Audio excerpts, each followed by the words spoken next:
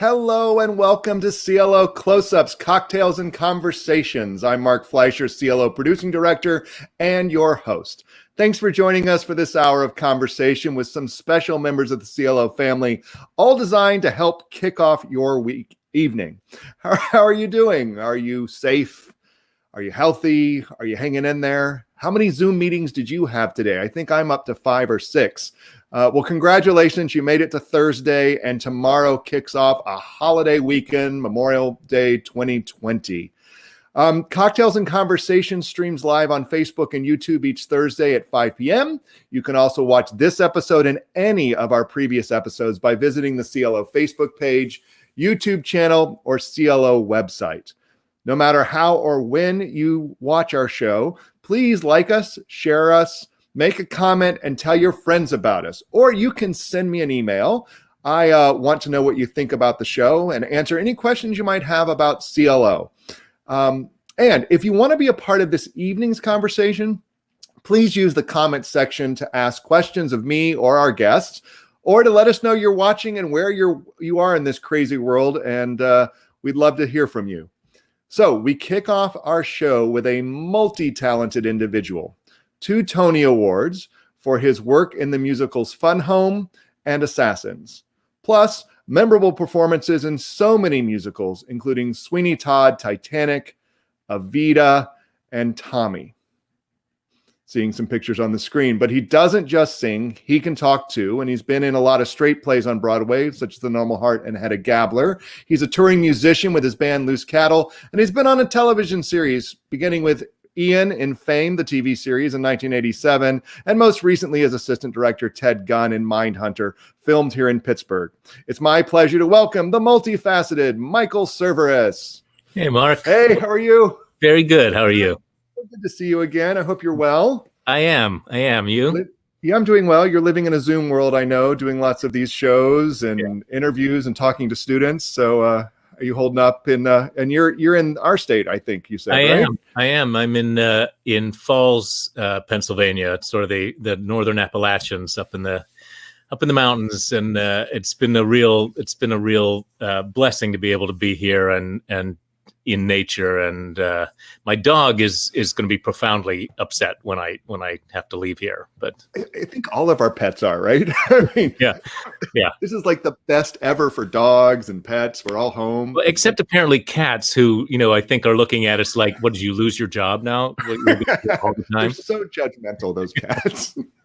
Well, how long have you been there for? The whole time since I've been here for shut down? 2 months. I was in New York as things were shutting down. And I stayed there until March 25th, and then came up here and have been here for the past 2 months. But I'm heading back to New York and then on to Pittsburgh, I think, at some point, and New Orleans and who knows what. Well, New Orleans, I know, is one of your adoptive homes, right? That's sort of where you spend a lot of time. How did you find your way to New Orleans? Well, I took a left at everyone's a comedian. I went down initially to do a movie called Cirque du Freak, The Vampire's Assistant, in 2008, I think. And I think it was 2008. Yeah, or 7 maybe. Anyway, I went down there for work and fell in love with the place. And at the time, it was very recently post-Katrina. I mean, it had been about a year out, and the city was very much in recovery mode still. And I got very involved very quickly with volunteering and helping with Habitat for Humanity, building houses, and doing master classes at Lusher and NOCA, the big arts high schools down there. And it was a kind of a time in the city when anybody who was there was so welcome to be there, and anybody who wanted to pitch in was really embraced. And I just got really attached to the place. And when the film was done, I stuck around for a while. And by that time, I'd had a bunch of friends, and everybody there has an extra room or something. So I had keys to like 5 people's houses when I left. Saying, anytime you want to come down, you just got, come on down. So eventually I just wanted to have my own stake in the place, Right. and found a little house in the Treme. And then it was after that that I actually got the job on Treme. So I, I just really got invested in the place, and I had a lot of friends who were musicians there, Right. and I started playing a lot of music, and then my band Loose Cattle, which is founded by myself and Kimberly Kay, she moved down to New Orleans with her husband Ray, and so the band kind of shifted its focus down there. So when I don't have to be someplace else, that's where I am most of the time. And I know the band, has a country flair. Has New Orleans played sort of an influence now? Have you found the band changing in terms of the music or the influences? Yeah, it absolutely has. It's interesting because, New Orleans has so many musical styles that are, every street has a different, different bar and a different club on it.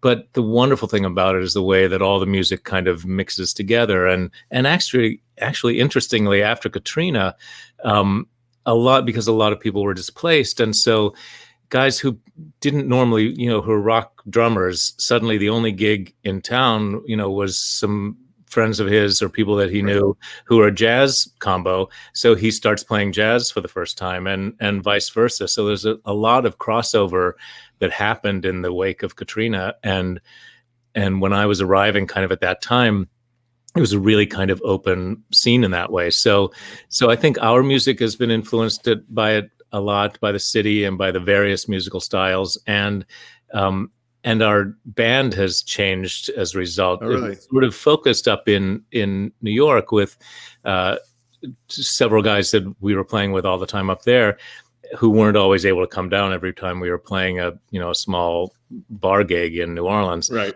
So I started to make more connections with New Orleans musicians, and now the band is really kind of a New Orleans-based band with two guys from a band called the Iguanas, who are very, well-known and a national act. They played in Pittsburgh not too long ago, I think, too. And they also used to play with Alex Chilton's band. And then we have a fiddle player who's moved from Atlanta, who was with a Americana band called the Whiskey Gentry. So he now lives in New Orleans. So our band is really majority New Orleans residents now. Oh, wow. And if I remember correctly, like I know most of our audience, probably because it's Pittsburgh CLO, knows you from, your Broadway credits, but a guitar in your hand is really where you kind of started. Isn't that right? Were you more of a rocker, or where you wanted to go, if I remember that? I always did both things at the Right. same time from the time I was little. And I grew up in West Virginia in Huntington. And my dad is a music professor, and so there was always music in the house, Right. and he would be involved in community theater things and summer stock and regional stuff. So as a child, I was often a part of those performances. Willingly. I wasn't, Yes. to it.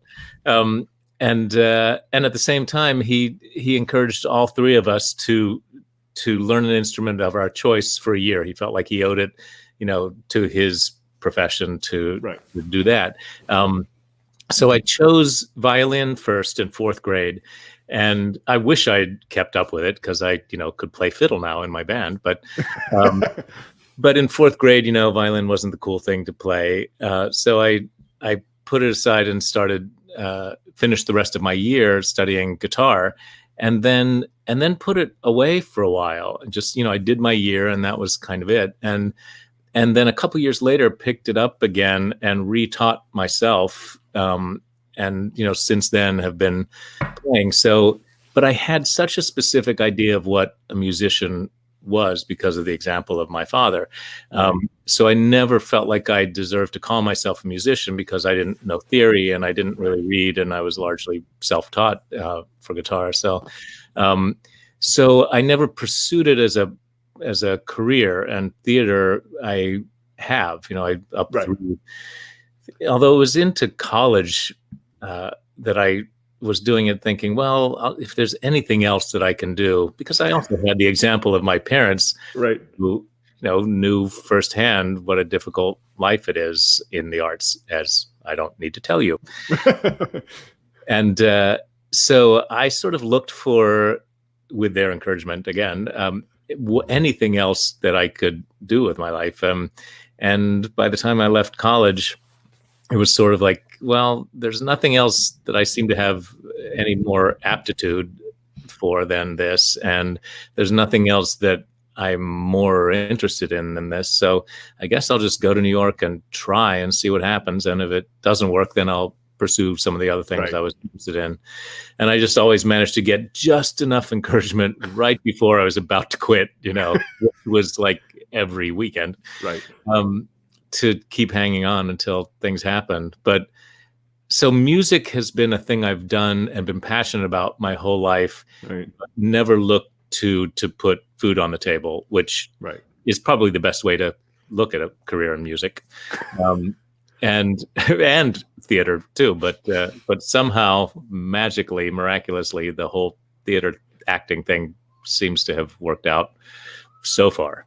Well, I jokingly put that picture up because you used guitar in your first major TV show, playing Ian, obviously on Fame, and those videos are still living out there of all those songs you did on that year of that series. Well, and it's always been mixed for me because the reason I bought the Jesus Christ Superstar album, which was the first Broadway cast album that I ever bought, I only bought it because it was that brown one, the original London.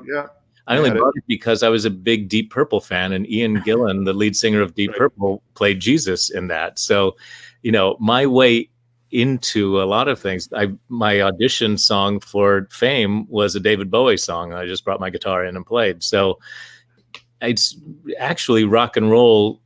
Without rock and roll, I might not have been in theater or in musical theater anyway to begin with. And then, I played it in Sweeney Todd when I wasn't killing people. So well, it's a good balance. Put a guitar in your hand or a razor, right? Exactly. You also spent some time, speaking of the cities, here in Pittsburgh during Mindhunter, and when you were filming that here. And you really, one of the things I thought was so great was you really put yourself into the city. I mean, you supported CLO, you were with Bare Bones. I know you did some other initiatives with horses. And is that traditional for you when you come to a place, you sort of decide you're going to live there as a citizen of the town, as opposed to in your hotel, which I've seen other artists do? Yeah, I have always done that. I think part of what I've loved about when I was working a lot in regional theater, I always relished the opportunity to sort of have a couple months in a place to really get to know it and to use it as a way to explore the city and make connections with people. Right. Maybe because we moved around a lot when I was younger, it sort of didn't seem strange to me to want to kind of immediately jump into a new place and a new world and a new life. But also Pittsburgh, especially because my father's from Pittsburgh. He was born and raised in Dormont. So when I was growing up, every Christmas and Easter and Thanksgiving, we would come up to Pittsburgh and visit all my Italian relatives. But I only knew the city like at that time and as a kid. And it was so great to get to really experience it and get to know it as an adult with a good long stretch of time. There. We were hoping it was going to be longer. Yes, we all hoped that here. Yeah. And but it's not going to be the end of my time in Pittsburgh at all. I mean, it's family's here, and and I really love the town. It's really one of the great cities and great communities. And I wasn't forcing myself in any way to get involved. It was like I didn't have enough time to do all the things I wanted to do there. Right. Yeah, no, it was great. Like I said, you were very supportive of us and other groups, and to see you out and about, and I saw you play at Hambones and all of this kind of stuff that was just sort of fun to see. You and Groff was the same way, just sort of living in the city, as opposed to going to the studio and then coming home. And I don't honestly get why anybody would do that. I know plenty of actors and performers who insulate themselves in that way, and it works for them, I guess. But that seems really depressing to me. Yeah, I'll tell the story next week. We have a father and daughter coming on next week, her students, and he ran into Groff in a coffee shop and made her and Jonathan did a video to the daughter for a happy birthday, and the whole point of the video was, "Aren't parents embarrassing?" But again, he was willing to do it. He was, it just so neat to see that sort of embracing. And Pittsburgh is, I'm relatively new at 6 years, and to see this sort of unique, vibrant community is, and now we're going through this sort of interesting situation as people, I guess we're now in yellow and people are starting to go back and out a bit, but theater, we don't know will come back. I know you've been living a bit, on these chat platforms, talking to people. And one of the things I wanted to talk about was this article that came out in the LA Times this week.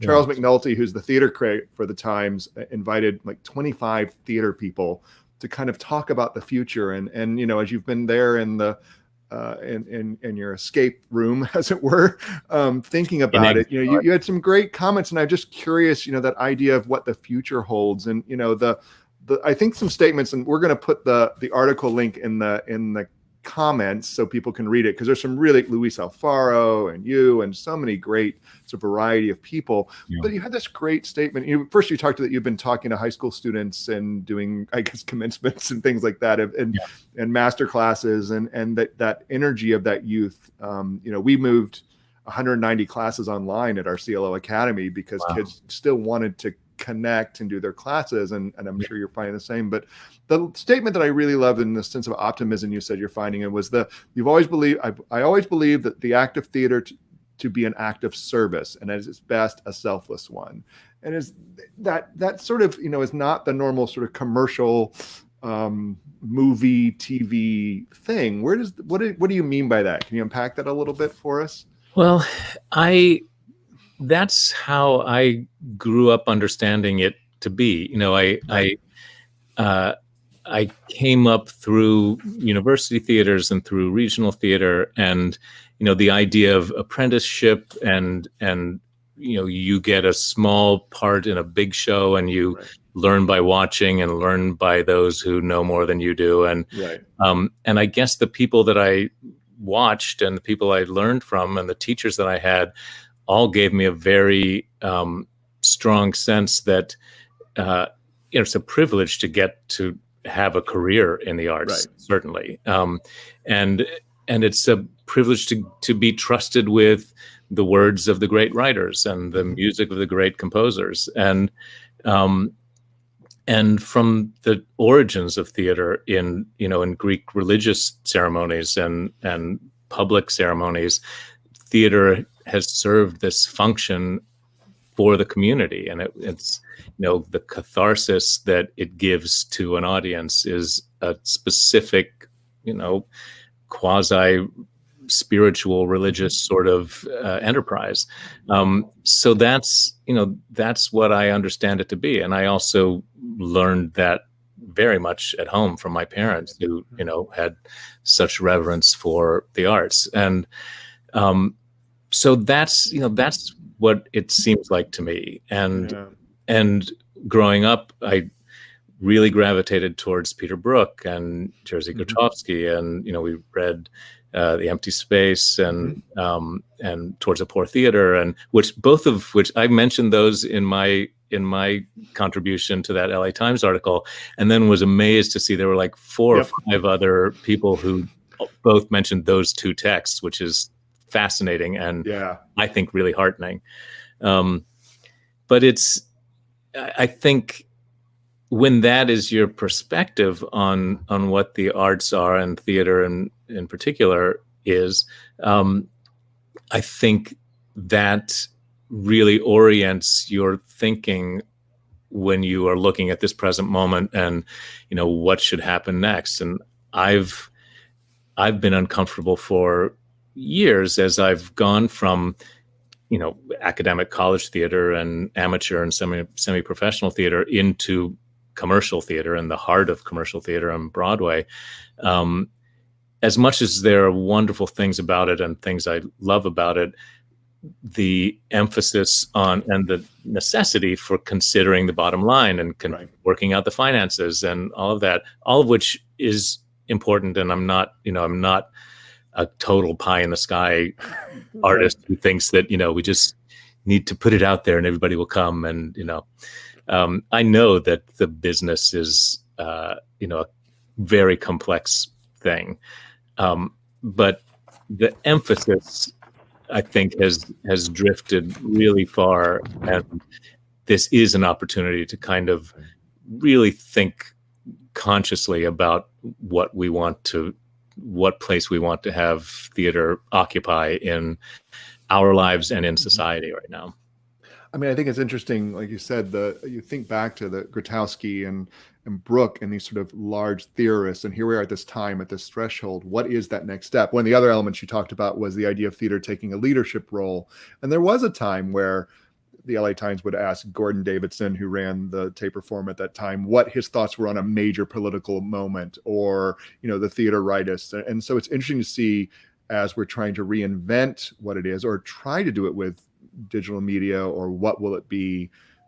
Yeah, I mean, I think it's interesting. And as you said, and also in the article, the idea of the youth trying to figure out what that's going to be. We had a young girl on yesterday who just graduated with her BFA in musical theater from Penn State, entering into this, right? And how do you start that? And what is that entrepreneurial side, but the back to the basics of storytelling? So. Well, I mean, it begins at the campfire and, acting out the story of what happened during the day. And at some level, I really think that, even in Tootsie on Broadway, there's an aspect of, there are people dancing and shadows, in front of the gathered people around the fire in the audience, like the core of the theatrical experience between the deals made between the actor and the audience date back to that primitive kind of thing. And I really do think that, I mean, it's got to be terrifying for somebody just graduating from a training program into a career that, doesn't seem to be able to be found anywhere right now. And that terror and confusion is real. I sort of felt like that terror and confusion probably was a part of everybody's experience last year too, because there's so many training programs that graduate so many people into, a world that doesn't have that many spaces for all those people with these brand new great skills. But I do think that in the way that everything's been turned on its head, and things that we thought were absolutely impossible and we're told are absolute impossibilities about, the way our government's going to work, and the way, finance is going to work, and the way everything's going to work. When all of that's been turned completely upside down, it really does give the opportunity to think, well, if that's true, then why not really think about, like, what the status quo doesn't mean anything anymore. What do we want it to be? And young people who are going to be the ones who are going to inherit all of this, and who are going to be showing the rest of us where the future is, they have the opportunity, unlike previous generations, to not feel indebted to the way things have been done up to this point, because that may not have any relevance now. So there is a kind of freedom and a kind of excitement, a terrifying freedom. But there. No, and I think now that we've kind of gotten through the initial shock, or the steps we had to take from cancellations to how are we going to move forward, now I think the step is, okay, how do we come back? And I think it's interesting to have seen this, and I hope people will read the article, because it is firsthand accounts, as it were, from practitioners, not an outside source interviewing you. I thought it was great that they asked you to put your words down and to see where the connections were among the 25, not just the books, but sort of this drive, idealistic in its best way. But then back to the roots of the storytelling we take. So that's really great. I mean, they didn't ask people who are running the theaters where these things might happen. No, they didn't. That was, and a few of my colleagues have pointed out that there really weren't many administrators and managers. But I do think actually that he intends to do a series of these, and I think he may ask other people. And I noticed some comments from technical theater people and designers and crew members who felt like, nobody asks us what, we see or what we think or what needs to change. And, it's a time that all of these voices should have a hearing. And I think you'll see that. I mean, I think we will, because I think the ability to come back is going to be involving each of our own personal safeties and comfort levels. And I think we'll have to talk to the stage crew and act. I mean, we were laughing that Kate Schindel had done this the other day. So it's the only profession where you're supposed to kiss your coworker. Yeah. Right? So you have actors. It's your job. It's your job. It's your job to do that. And I think as we figure out, we'll have to bring all those people to the table. But I think at some point, everything we do starts with a writer, with an artist, and an idea. And so now we can take those circles out from there. We were joking earlier that Michael is not the first Michael Cerveris I met. I actually met another Michael Cerveris, the one you've been referencing throughout, your father, who was working on a project on Satie and came to us, and we worked, and that's actually how you came when we did a cabaret. And actually, we have our guest, and it's not a surprise. Michael knows he's here. We have the other Michael Cerveris to join us. He's popping in. There he is. Hi. How you been? Good to see you. You look good. You're here. You live in Pittsburgh still, I know. We've talked here and there. You hanging in there? Yeah, just like everybody else, looking online a lot, but yeah, hanging in. Well, I think the reason I wanted to, obviously some of the things that Michael talked about that he said came from his past, but you're not just, Michael's not the only artist in the family. You're a pianist. Your daughter was and is a dancer. Your other son's an actor, Todd.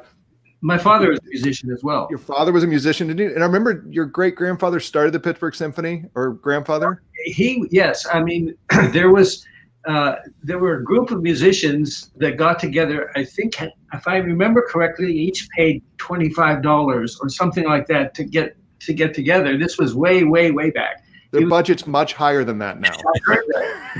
He would be really surprised about what they're dealing with now. But yeah, he was one of those. But he played with the symphony for quite a while, and even to at the point when Reiner was conducting.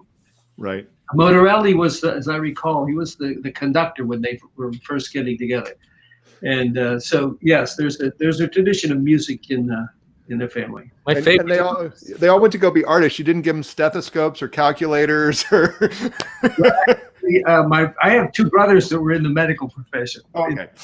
So we had it covered, and I have a brother who's a writer, so we're covered. He tried sending us to good schools. It just didn't take. This did not turn out. Some people think this was planned. I mean, my daughter ends up with the New York City Ballet, and my other son was touring and has been on Broadway. And they say, "Well, how did you do?" Well, I don't know.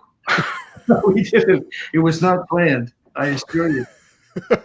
Well, I'm glad you came on, and I appreciate Michael being a good sport to have his dad on the show. But we met because you were working on a project on Satie. I think we even some pictures from the event, and you came in. We did a small cabaret, and up there we are. Seth Rudetsky came in and was the host. You guys did some work.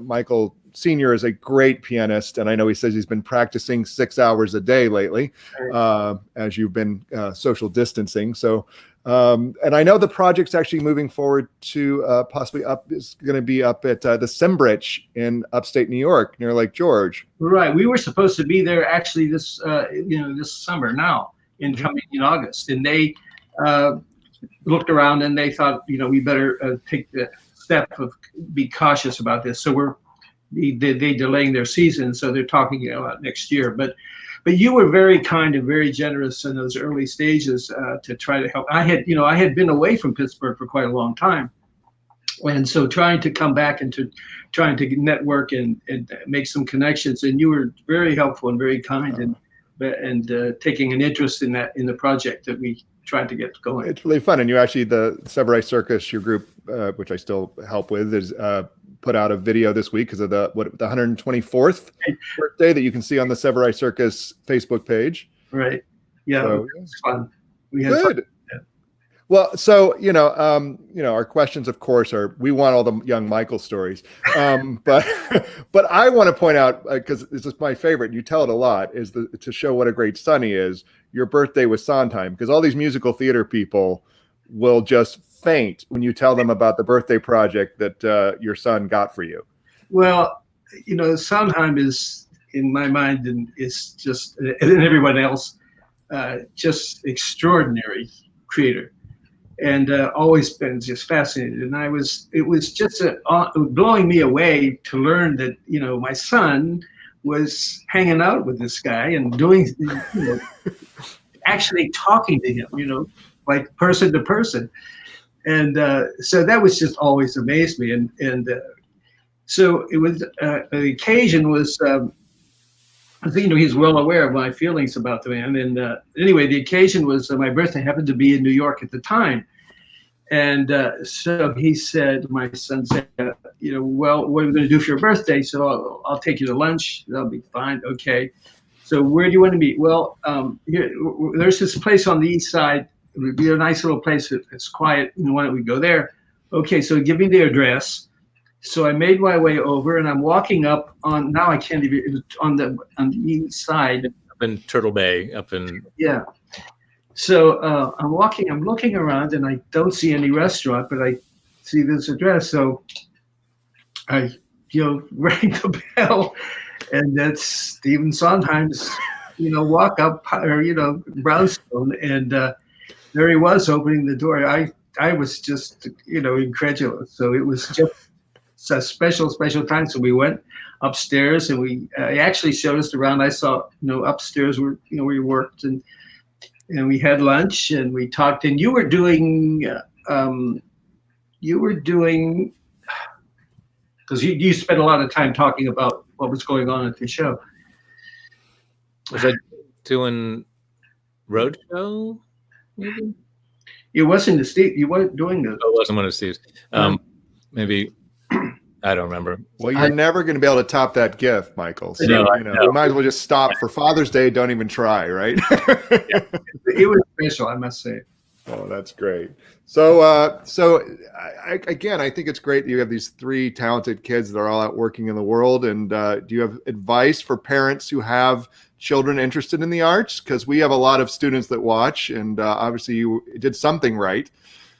I guess, but I certainly have no advice. The one thing that I always remember trying to keep to the forefront was, you know, the idea that it is a privilege to get to do what you do, and it's the work that counts. Whether it's you get to do it on Broadway or whether you get to do it, you know, somewhere else. It's the work that is important. And I don't know if we shared anything. It was in that realm, to respect the work, and whatever comes after is whatever comes. But it's important to keep that in mind.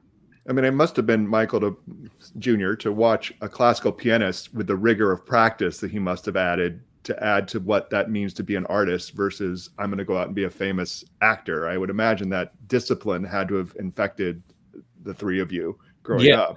That's absolutely right. I mean, I remember going to sleep as a child listening to my dad practicing for hours, and you know, practicing stuff he knew fairly well, so it wasn't like, right, you know, all the wrong notes and keeping us up.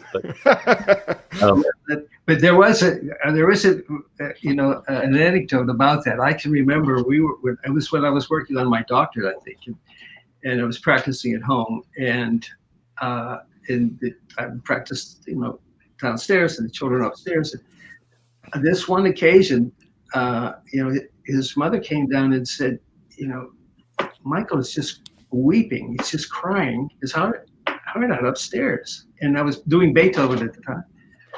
And I'll never forget that. I said, well, what's going on? And she's, I don't know. He just was you know, just awash in tears. So, I know the playing might have been just crazy. I don't know. Everyone's a critic. No, but it stayed in my mind. Oh wow.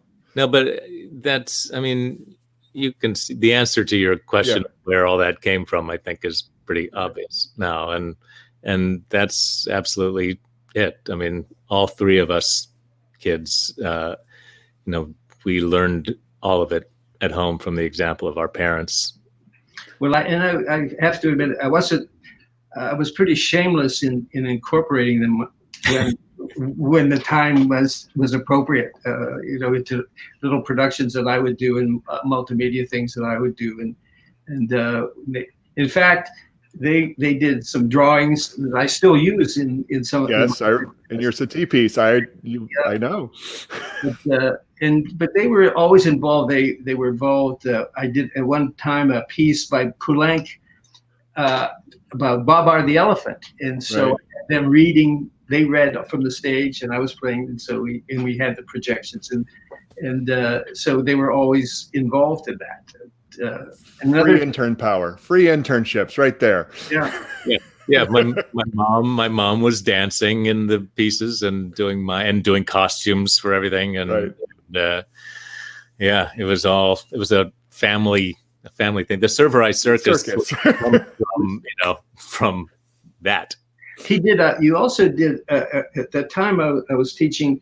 There was a wonderful singer, and we were doing a recital. And we did a wonderful piece by Samuel Barber, Knoxville, summer 1915. Oh, yeah. And so we needed. I mean, it was a wonderful piece, and I was playing, and she was singing. But we also added another dimension where Michael did a mime to that. The text, which by James Agee, which you then fell in love with Agee after. Yeah, I forgot that was where I first encountered it, and yeah, that's right.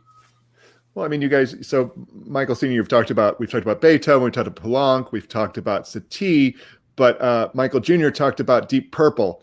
So, what's it? So, did you have a rock and roll son? Was you rebelling from classical? Or?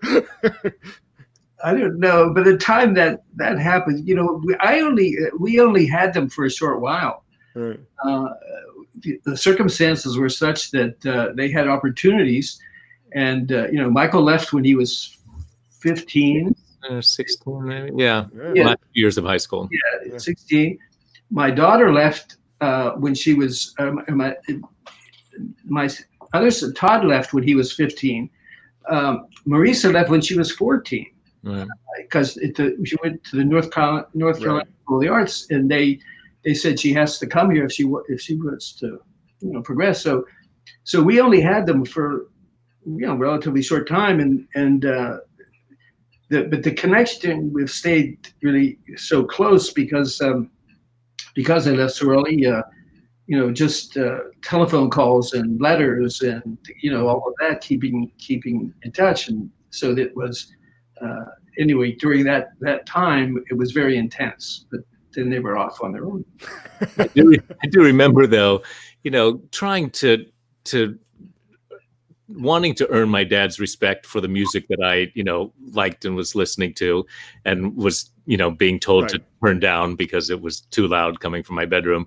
But I remember coming home with the Emerson, Lake and Palmer LP of Pictures of an Exhibition. And I was like, Dad, they're playing Mussorgsky. And he was like, no, they're not. No, they're not.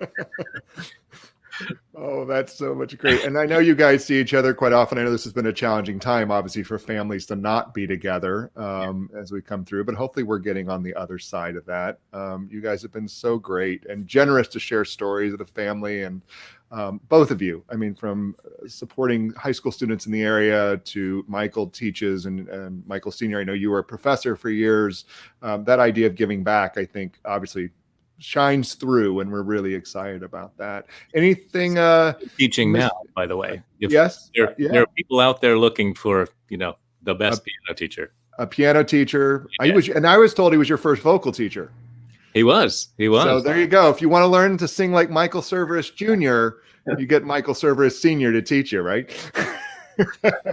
All right. Well, we're going to say goodbye to Michael Cerveris Sr. for just a moment to have a wrap up with Michael. But thank you for being on the show. Thank you. We'll get together soon when we can. I miss you. Look forward to it. All right. Bye. Thank you, Michael, for letting us have your dad come and talk about you on the show. Thank you for having him. That was a treat. He's so I so like him, and it's been like having a grandfather for me here in town. When we've gone for coffee, and I've really missed that we haven't been able to do that as much. So we wrap up with a section that we call Thank You 5, which are much like you tell that stage manager when they say 5 minutes. This is your 5-minute warning, so you can go back on with your evening or teach. But we have 5 questions that we just ask all of our guests. So the first one a dream role you want to play that you haven't yet? Ooh, that's so hard because it would have been Sweeney Todd probably. Right. And I've always been really kind of lousy in terms of like forward projecting my career and stuff. I usually have looked at the opportunities in front of me, found the one that was the scariest, and do that. So, I think there are probably lots of Shakespeare roles. Richard II, I've always thought was that's a great show. Yeah. So maybe something like that, but yeah, I'm really bad at like having that. That's all right. People come to you now. You're offer only. It's good, right? What's a role you'd like to revive?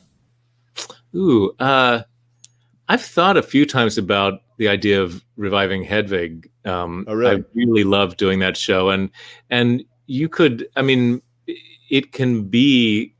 I think the older you get, in a way, the more dimension there is to that experience, because Hedwig is the age of the person who's playing her, and and time, it goes on for her like everybody else. So I think that would be one that would be fun to do. Was there any other ones?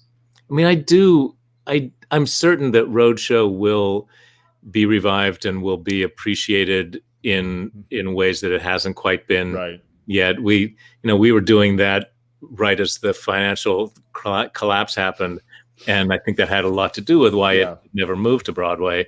But I think, as with Assassins and Passion and a lot of shows that were kind of not understood or embraced in their time, I'm sure it's going to happen at some point. And I love working on that show. It was also the first time I ever got Stephen Sondheim to write a song with me in mind. And that was pretty thrilling. Well, that's been a collaborative relationship you've had with Assassins and obviously Sweeney Todd and Roadshow and Your Father's Birthday Party. You got him to cater. You got Stephen Sondheim to cater your father's birthday. That's pretty impressive, I think, Michael.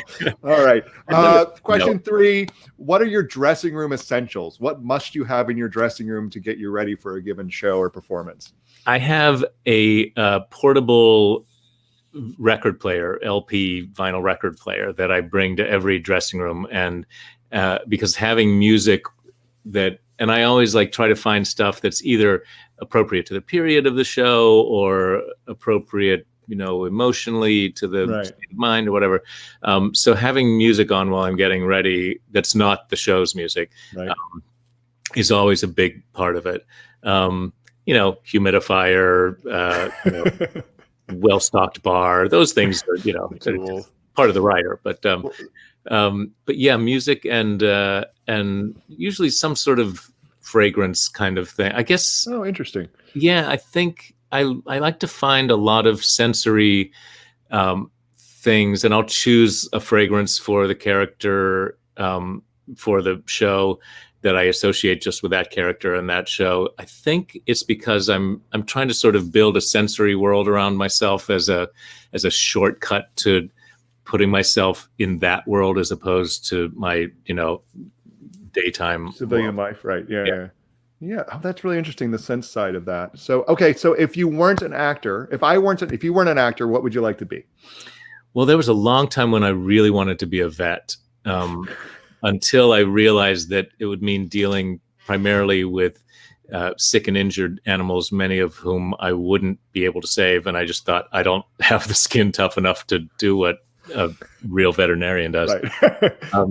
But I do think something with animals. I was volunteering, like you were saying earlier, with Orchard View Stables. And they do a lot of equine therapy and work with using horses to help all kinds of people with PTSD and kids with emotional and physical challenges. And I am so inspired and impressed by the work that they do. And I think, something like that would be a dream kind of job, because working with animals all the time and then using them as a way to help people is a pretty extraordinary thing. Oh, that's great. And our last one, first place you want to go when we're allowed to gather in public as groups. I would say Well, New Orleans, just the street in New Orleans. The street of New Orleans. No, yeah, that's. We were our band was supposed to play at French Quarter Fest this year, it's the big kind of locals festival that's right before Jazz Fest, and we're supposed to do it whenever it happens. It was going to happen in October, but it's not now. But I'm really looking forward to that whenever it does happen. It's just, that kind of hugely communal event based around music and food is kind of the antithesis of everything that we're having to do right now because we care about people. But it'll be the first way to show how we care about people when we get to again. Yeah, I mean, that city is truly, there's nowhere else like it in America. You were generous to give me some tips when I went down in the, spring a year or two ago. And I love eating my way through that city and listening as I'm walking down the street with a po' boy or oyster or whatever. It's truly a magical place. Like they say in New Orleans, let's have lunch and talk about where we're going to have dinner. Yep. Well, there are those people, I joke that I'm one of those people that wakes up in the morning and says, what will I have for dinner today? So it is the perfect place for me. So Michael, thank you so much. I really appreciate all your generosity and the work you're doing and the thought you're giving to our professionals as we move forward. And I hope that we do see you back in Pittsburgh soon and we get to be across a table or in a bar or seeing you on stage, not here in a Zoom environment. So enjoy the rest of your time. And I hope you stay safe and healthy, sir. Thanks, you too. And thanks, Mark, for keeping the arts alive and keeping people connected in this time. Well, good. Thank you. Have a good one, sir. Nice to see you. You too. Well, that was a lot of fun. And I really appreciate Michael coming on the show and giving us a little bit of behind the scenes life of young Michael Cerveris Jr. But also I think you can see where those values that he espoused in the beginning of the interview come from his father, who is truly a genuine wonderful soul. All right. So my final guest this evening was part of CLO's hit musical comedy last summer, Spamilton, an American Parody, from Leslie Odom Jr. to Burr to Harry Potter and more. Tru Verret-Fleming and his castmates brought lots of laughter to the CLO Cabaret. Tru is a Point Park graduate and has been seen on many Pittsburgh area stages, and I'm happy to welcome him to our show. Welcome, Tru. Hey, how are you, sir? Pretty good. How are you doing? Thanks for hanging in there. How you doing? That was quite a little interview. Nice with the two Michaels. Fantastic. Yeah, yes, it was fantastic. Well, good. Well, I'm glad you're with us, and I hope you're doing well.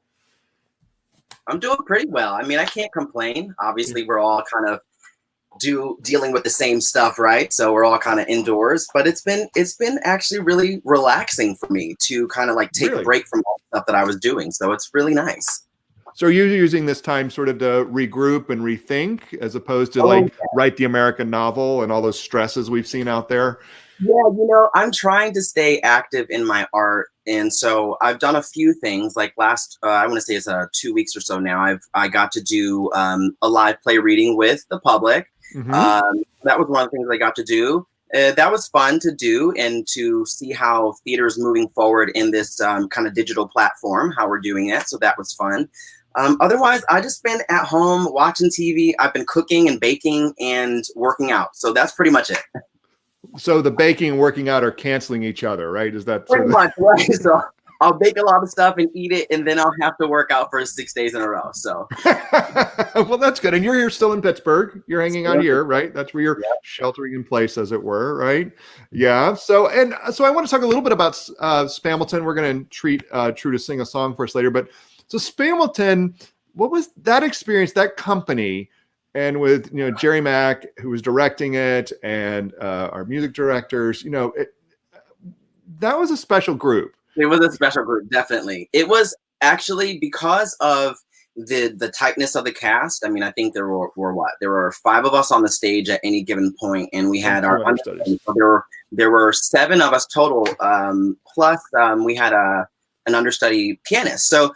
Yep. To just have that short company was fantastic because we really got to bond and we really got to have a lot of fun. But ultimately, because we all had to, play so many characters and we were running around, it became like this kind of maze, this puzzle. We started, and once it started, it just literally didn't stop.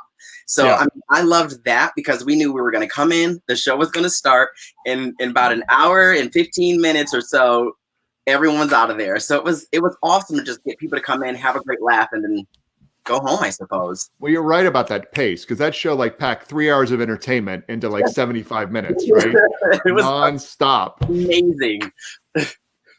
Oh, that's so much fun. And then, but the other thing I wanted to talk about a bit is, it seems that you have two of your classmates watching. TJ and Trey are watching. So they're in the house, who were in the show. Yes. It was also a long run, 19 weeks, something like that, right? What was that like? Because I know a lot of the runs we do, not even CLO does a week in the summer, or, 3 or 4 weeks seems to be average. What was it like to take a show on and run it, a comedy, for 19 weeks? Honestly, it was phenomenal. And I think it was mostly phenomenal because we were basically told, have fun and allow the show to kind of shift how it does. But as long as we maintain that integrity that we set in rehearsal, that we would just have fun. There would be no reason to kind of like do too much or do too little. We just did the show. And for me, it was awesome because we just had so much fun. I mean, honestly, it was fun to make ourselves laugh and make everyone laugh, but like make them laugh at theater as a whole, make them laugh at us, making fun of theater as a whole, making fun of all of the American musicals, making fun of Lynn. So it was really just kind of awesome to do my first spoof. That's really what it was. Oh, really? And did you find finding more jokes as you went along, or were you sort of learning the audience in terms of where you knew they would come? And if they didn't hit that, you knew you were off? Or that was the biggest thing, Mark. Honestly, we knew right away from the very beginning what the show was going to be like. As soon as we get to that first reveal, before we get into the heavy dancing and stuff, right. If people were into Hamilton, then obviously they got those references first. But if they were just into coming to see like a spoof, then they obviously knew that we were just joshing the whole time. So for me, it was nice to find the jokes as it went through, but it was also nice to see that across the board, the audiences pretty much laughed at the same spots. Like, Jerry had been with the show for so long that he knew what audiences liked and didn't like. But what we had to do was cater it to our Pittsburgh audience, which was super, super fun. And so I'm glad we were able to do that.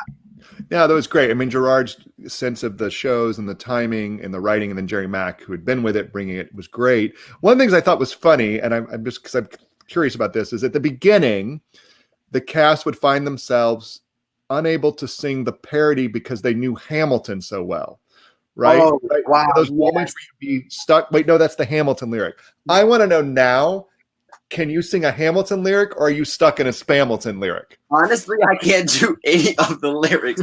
It's like they're all gone because after I did Spamilton, I did an industrial where they actually did another spoof on the title song. So I have like 3 versions of the title song in my head that I honestly couldn't tell you what the lyrics are to any of them. Oh, that's funny. Well, I mean, it was such a great show, and I see some people are saying they want us to bring it back because Hamilton is, still around. And again, it wasn't just Hamilton that was being made fun of. All those, I mean, Justin doing Annie, which was one of my favorite moments. I think the other one I loved of yours, which is I laid it for every night, was the row off. Oh my goodness! Right after the duel, when you're like, I got to get out of here. I mean, there were so many great moments like that were like crystallized on stage. Yes, one of my favorite moments was actually playing the Harry Potter section. Which funny enough, because of the timing, we weren't sure initially who was going to get to play that, so I wasn't sure who was going to play it. But it really came from like a quick change into another quick change to get back out. Like, it was the best fun 30 seconds possible. Like, how many characters can you play essentially in this section is what we had. And so we all were just zipping around, and it was nice to just come in, play that little part, and then come back out to do the duel. It was amazing. Well, and it's funny that you said earlier first spoof, because I'm now thinking in my mind, right, the shows I saw before that with you in it were by no means romps, right? I mean, it's like Choir Boy, right? You did Choir Boy. What was the other one? Scottsboro Boys. Scottsboro Boys. A lot of very heavy place. Parade, Ragtime. So a lot of stuff that has a lot of heavy character stuff into it. It was fun to just be a goofball, essentially. I mean, we were basically asked to just have fun. That's what I keep saying. And because you were so good at Spoofs, we were unable to do it this summer, but we're moving into next summer. You actually have been cast in Puffs for us, Yes. which we were thrilled to have. But we'll do it. We're going to do it next summer. Yes, I'm still super excited. You know, it is unfortunate time, but I'm still on board. We're going to have such a great time moving forward. And I'm just glad that, honestly, we're still able to put that on, because I do think that, you know, audiences were super excited and ready for it. Yep. Those of us who were cast, like, everyone was super excited. So I'm truly grateful that we're still able to put that on. Right, because we've cast you as Oliver, which is the Muggle wizard who's from New Jersey and knows all about math and nothing about wizarding, and is now suddenly at the bottom of the class. But it's a fun show, and it will be great when we get ourselves back together. What are you missing right now in terms of your sheltering, in terms of your life? You says you're taking some time for yourself, which is great, but what are you missing? What would you like to do differently, or be able to do? Right now, I do think that being so isolated, and I'm naturally a person who isolates myself. So, like earlier when you're talking to Michael, he said, you know, he didn't understand how actors, when they go to different cities and stuff, how they stay inside. I'm one of those persons who generally doesn't necessarily go out. I definitely like to stay inside. But right now, I'm looking to get out. I want to see people's faces. I want hugs and cheers and high fives. Like, I know that we can't, but that's all I want. I really do. Oh, well, good. Well, I also asked this in this segment, our cabaret moment, for you to share a song with us. And I said, you pick anything you want, something you've done. Talk to us about, because I know you've picked a very specific song for a reason that you love. What are you going to sing for us? Sure. So I decided to sing Make Them Hear You. And I chose to sing that song because I thought that right now it's kind of like a message that can still be heard and utilized. For me personally, I just think that it's the time for us, especially in the arts, to really make our voices heard in a way that we weren't before, because I personally feel like we still kind of get the short end of the stick. So now I just think that we all should really utilize our voices, all of us across the board, in front of the table, behind the table, in front of the camera, behind the camera, to really say, please pay attention to us. And, you know, we're fighting for this. This is our livelihood. So well, while you get set up to sing, I do want to point out, of course, Make Them Hear You is from Ragtime. And I would be remiss if I didn't point out that Stephen Flaherty, one of the writers of that song, was a CLO summer intern in the music department, a part of CLO's ongoing mission to nurture homegrown talent and launch careers. I'd like to think we played a small part in that. And now it's coming back to us with you singing the song. So I'm going to turn it over to you, Tru. Get a little vocal there. Get your moisture in your throat. Are you ready? I'm ready. It's all on you, friend. Here we go.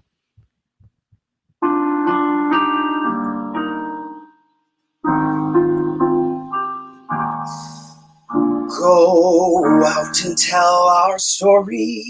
Let it echo far and wide. Make them hear you. Make them hear you. How justice was our battle and how justice was denied. Make them hear you. Make them hear you.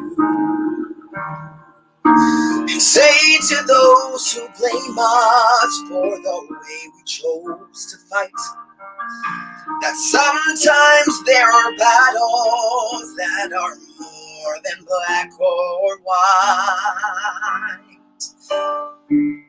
And I could not put down my sword when justice was my right. Make them hear you.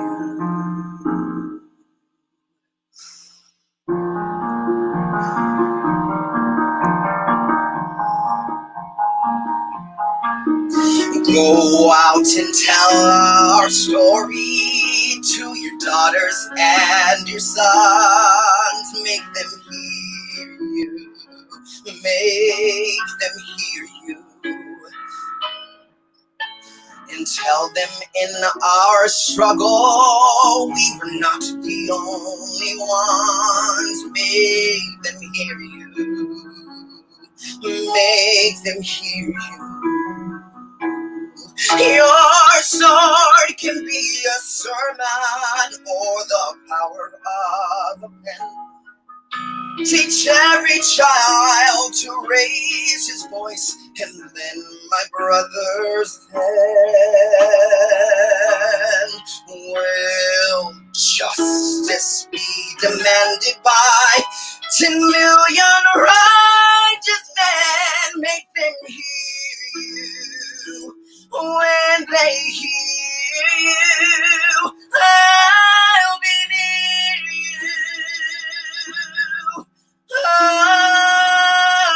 again.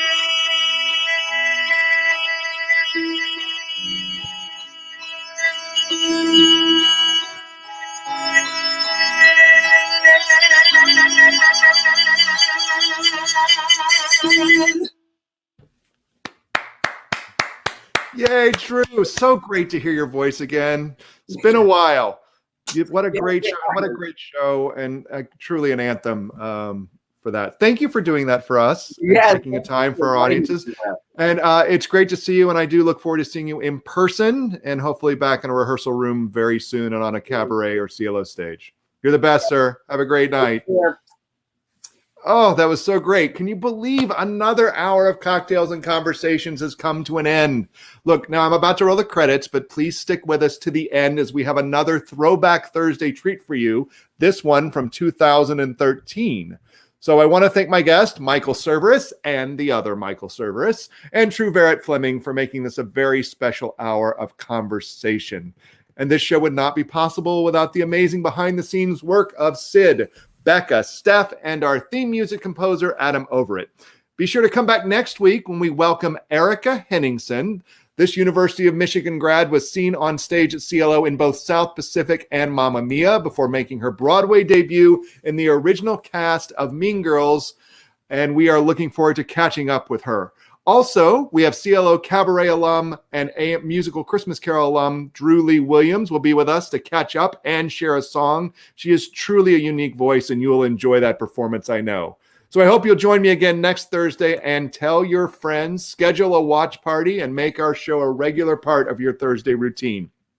And if you can't wait until Thursday, next Tuesday at 3 o'clock, join Olivia O'Connor for CLO's Spark the Conversation. Her guests are going to be composer Dan Lipton and book writer lyricist Dave Rossmer, the team behind The Perfect Mate, featured at CLO's last New Musicals weekend. Well, we're officially now at the end of the show, but that means it's time for Throwback Thursday. This week's choice comes from Mark Barrett, who wants to see 2013's 42nd Street. Some great CLO memories and familiar faces in this clip, and keep a lookout for Joey Fatone of NSYNC fame. 42nd Street was directed by Charlie Repoli with choreography by Michael Lichtenfeld. And be sure to email me with your Throwback Thursday choice. You could be the lucky winner next week. So until we meet again, I'm Mark Fleischer, hoping that your cocktails are tasty and your conversations are always interesting. Good night.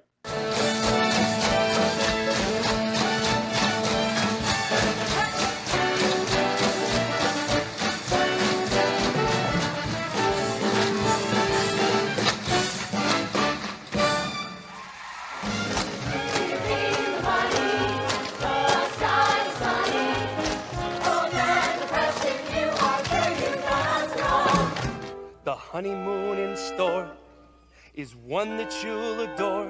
I'm gonna take you for a ride. You'll go home and get your panties, I'll go home and get my scanties, and away we'll go. Ooh. Where the underworld can meet the elite. 42nd Street.